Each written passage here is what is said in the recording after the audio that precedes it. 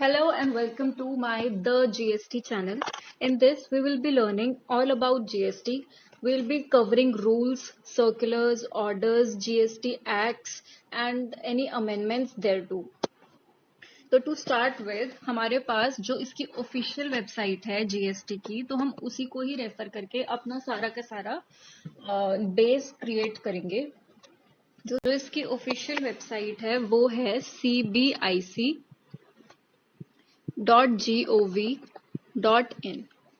हम इसको बाद में खोलेंगे, उससे पहले हम समझते हैं कि जीएसटी एक्ट का बेस क्या है।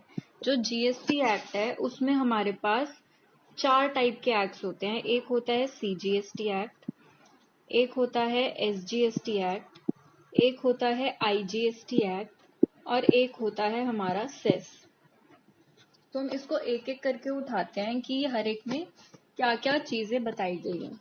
तो सबसे पहला हमारा सीजीएसटी एक्ट होता है, जो कि होता है central goods and service tax act. जो एसजीएसटी होता है वो होता है state goods and service tax act. अगर मैं इसको बताने जाऊं तो इसमें मैं ये कह सकती हूँ कि अगर मान लो कि मैं दिल्ली में रजिस्टर्ड हूँ, I am a registered supplier and I am registered in Delhi, और अगर मैं कोई भी गुड्स या सर्विसेज सप्लाई कर रही हूँ सच दैट कि जो मेरी प्लेस, ये मेरी रजिस्ट्रेशन की प्लेस है, और जो मेरे गुड्स एंड सर्विसेज सप्लाई हो रहे हैं उसकी प्लेस ऑफ सप्लाई अगर मेरी सेम स्टेट में आ रही है जहां पर मैं रजिस्टर्ड हूँ, से दिल्ली, तो उस केस में जो मेरा जीएसटी लगता है वो मेरा इंट्रा जीएसटी लगता है। और in case of intra GST मतलब विद इन द स्टेट अगर मेरा कोई भी जीएसटी लगता है तो मेरे दो टैक्स जो है वो अराइज हो जाते हैं। एक होता है सीजीएसटी एक्ट और एक होता है एसजीएसटी एक्ट। इफ से अगर मेरा जो रेट ऑफ टैक्स है वो 18% है, तो उस केस में मेरा 9% सीजीएसटी एक्ट होगा, सीजीएसटी टैक्स होगा, और 9% ही मेरा एसजीएसटी का टैक्स रेट होगा। मतलब मैं ऐसा नहीं करूंगी कि 18% सीजीएसटी में लगाऊं और 18% एसजीएसटी में लगाऊं। This will be divided equally. अगर मेरा 5% का टैक्स रेट है तो मेरा 2.5% सीजीएसटी में चार्ज होगा और 2.5% एसजीएसटी में चार्ज होगा। तो इसके लिए सबसे पहले हमें दो चीजें देखनी कंपल्सरी हो जाती हैं कि हम प्लेस ऑफ सप्लाई कब और किसे बोलते हैं, और रजिस्ट्रेशन किस किस को कहाँ कहाँ पर लेनी होती है। तो ये हमारे बहुत वाइड टॉपिक्स हैं जो कि हम आगे जाकर इसको इन डिटेल कवर करने वाले हैं।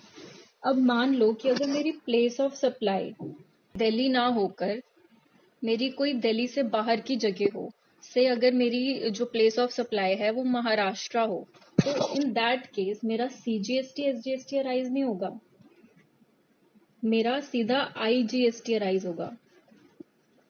और आईजीएस सिर्फ एक टैक्स लगेगा जिसका नाम होगा integrated goods and service tax. और अगर मेरा रेट ऑफ टैक्स 18% है तो डायरेक्ट आईजीएसटी में 18% चार्ज हो जाएगा, क्योंकि दूसरा कोई टैक्स रेट ही नहीं है, तो इसको मैं बाइफरकेट भी नहीं करूंगी। अब आता है कि ये जो सीजीएसटी एसजीएसटी आईजीएसटी है ये जाते किसके पास है।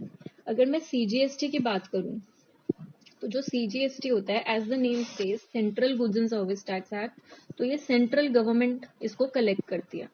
और अगर मैं एसजीएसटी की बात करूं तो इस केस में इसको as the name suggest state government collect करती है। लेकिन अब अगर आपका कोई भी ट्रांजैक्शन इंटर स्टेट होता है, मतलब आप एक स्टेट में रजिस्टर्ड हो और आपके गुड्स एंड सर्विसेज दूसरी स्टेट में जा रहे हैं, तो किसी भी स्टेट गवर्नमेंट को हर्ट ना हो। वो बोलेंगे नहीं जी हम टैक्स कलेक्ट करेंगे, मान लो दिल्ली वाला बोलेगा कि नहीं हम टैक्स कलेक्ट करेंगे, और महाराष्ट्र गवर्नमेंट बोलेगी नहीं हम टैक्स कलेक्ट करेंगे। तो इन दैट केस क्या होता है, अगर हम उस केस में क्योंकि आईजीएसटी लगता है तो ये जो integrated goods and service tax होता है ना, ये सेंट्रल गवर्नमेंट के पास जाता है, और सेंट्रल गवर्नमेंट इसको कलेक्ट करने के बाद इसको हर एक स्टेट में बाइफरकेट कर देती है। तो ये स्टेट सेंट्रल गवर्नमेंट को कैसे पता चलेगी कि कौन से स्टेट में किसको देना है। तो इस केस में जब भी कोई भी ट्रांजैक्शन होती है तो हम हर एक ट्रांजैक्शन गवर्नमेंट को बताते हैं कि हमने इस स्टेट के साथ ट्रांजैक्शन करी है, तो वो स्टेट डालना कंपलसरी हो जाता है कि हर एक ट्रांजैक्शन में मेरी इस स्टेट को सप्लाई हुई है। से हमारे केस में महाराष्ट्र में सप्लाई हुई थी, तो central government will get to know कि अब इनको ये जो IGST का टैक्स है इसमें से कितना % महाराष्ट्र गवर्नमेंट को देना है। अब एक और जो टैक्स की बात करी थी वो हमने सेस की बात करी थी। तो सेस होता क्या है, क्योंकि GST आ गया तो जो रेट ऑफ टैक्स हैं वो एक हो गए। नहीं तो पहले हमारे पास बहुत सारे स्लैब रेट्स हुआ करते थे वैट्स में कि कोई 5%, 5.25, 12, 12.5, मतलब बहुत सारे हमारे पास टैक्स रेट के स्लैब्स थे और वो स्टेट वाइज वेरी करते थे। तो उसमें हुआ क्या कि अब जो GST रेट आ गया उसमें हमारे पास सिर्फ 5 रेट्स हैं। एक है 0, एक है 5, फिर है 12, 18 एंड 28। इसके अलावा हमारे पास कोई भी टैक्स रेट्स नहीं है।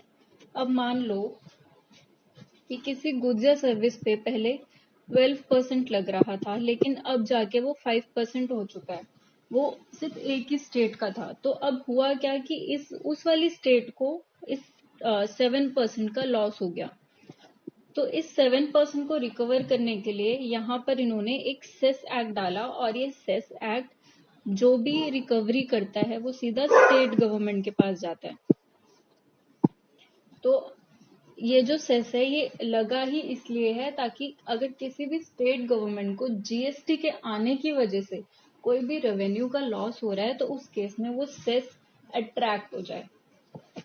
और ये जो जितना भी जाएगा ऑब्वियसली वो सेंट्रल गवर्नमेंट के पास जाएगा। अब सेस में एक चीज और है कि ये हमेशा तो नहीं लगा रहेगा ना, पूरी जिंदगी भर उनको GST के आने से नुकसान तो नहीं होता रहेगा।